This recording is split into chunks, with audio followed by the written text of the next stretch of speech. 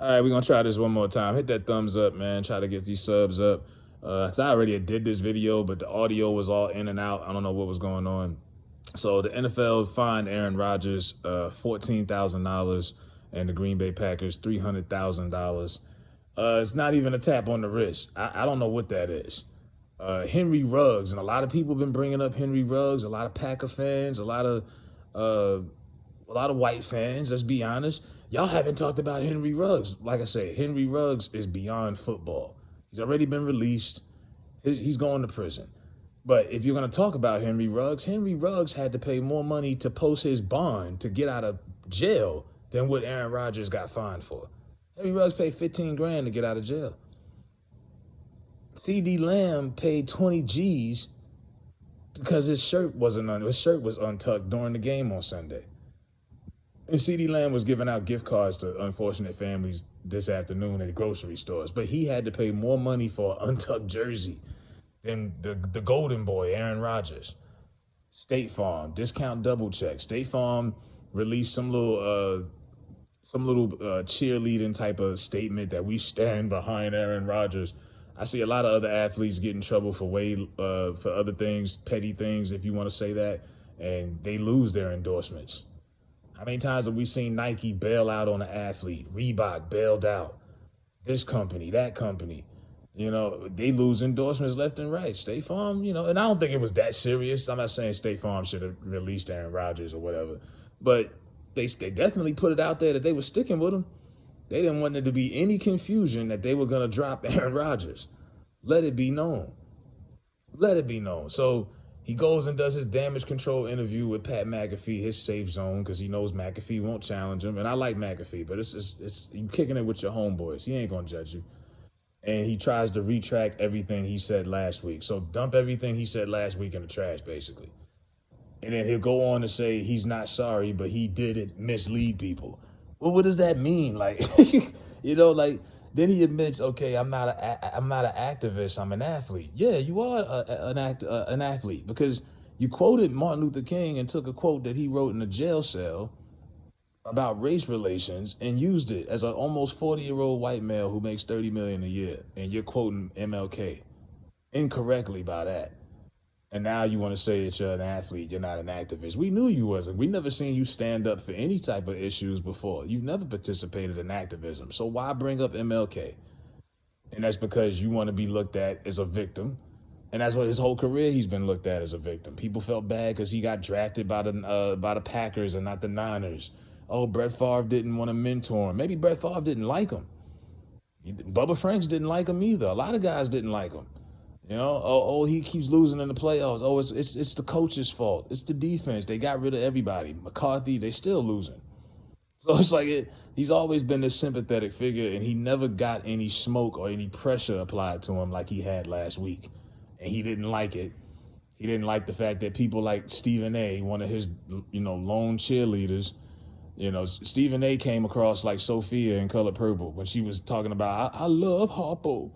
Lord knows I do. That's what Stephen A. last week. I love me some Aaron Rodgers. Y'all know I think he's a bad man. And then like Sophia, I'll kill him dead. That was Stephen A. But he lied.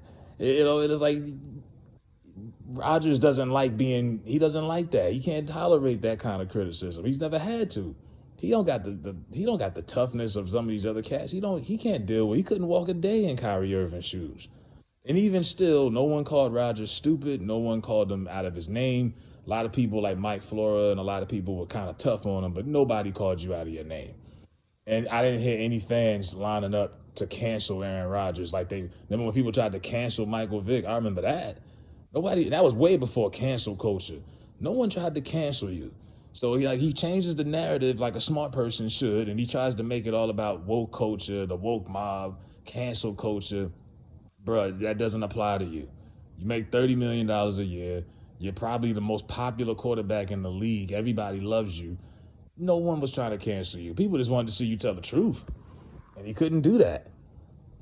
And meanwhile, the league keeps coming up with these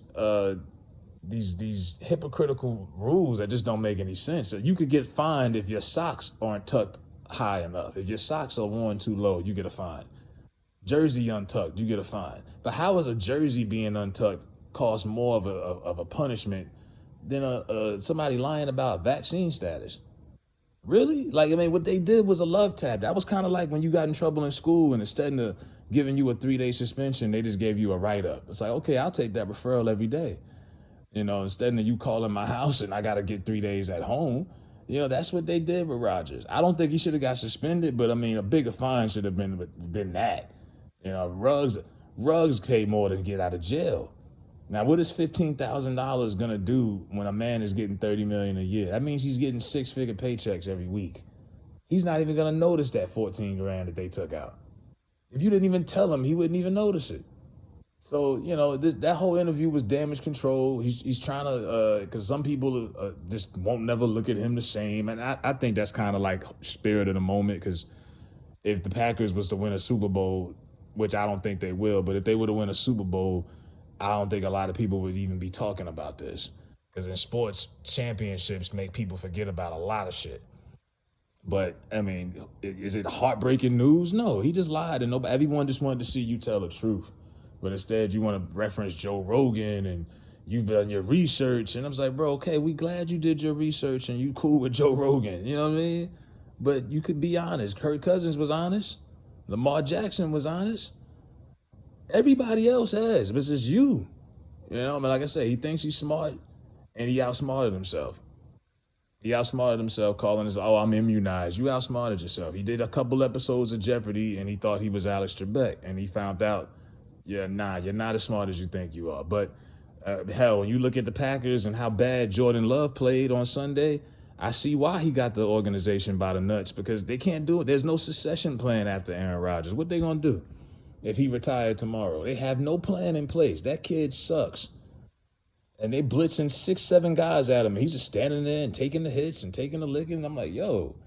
But I guess that's why Rodgers could do what he wants. And he can, he could just do what he wants to do. Now, Terry Bradshaw said some stuff.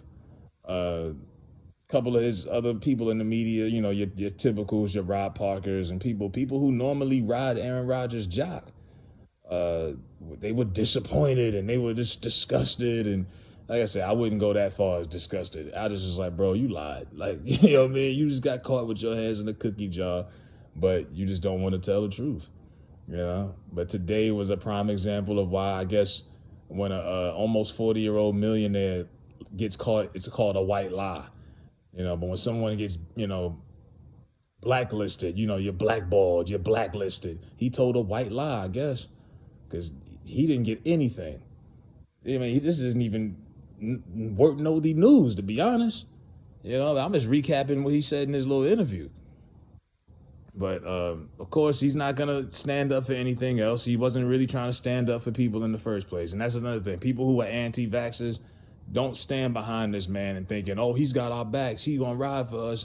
I see Jason Whitlock talking about, Rodgers could be the face of adversity and he could be the face of one of the athletes fighting back against this mandate. No, he's not that guy. And I'm glad he cleared it up and told you he's not that guy. He's far from an activist. He don't have the balls to be an activist. He ain't standing up for nobody. Meanwhile, you got people who are not making nearly as much money. People making $40,000, $50,000 a year, losing their jobs over this mandate. People in the real world who work 12 hours a day are being affected by this. People can't work because of this shot. And you sitting here playing victim? He don't never have to play football a day in his life. He's set for the rest of his life. At one point before Mahomes, Rodgers was the highest paid quarterback in the league, in league history. So, I mean, for him to sit here and try to act like he's one of the people and you dealing with the same struggle, it's like, nah, bro. Because in real life, if your job forces that mandate, you got two choices. You quit or you get terminated. There ain't no 10-day suspension and all of that. None of that. And they definitely going to fine you more than, 5% of your paycheck, whatever that was. But, yeah, he's a joke. He's going to play Sunday against the Seahawks. I think Russell Wilson's going to come back. So that's all that is. Shout out to CD Lamb, too. And I'm out, man. Let me know what y'all think about this shit.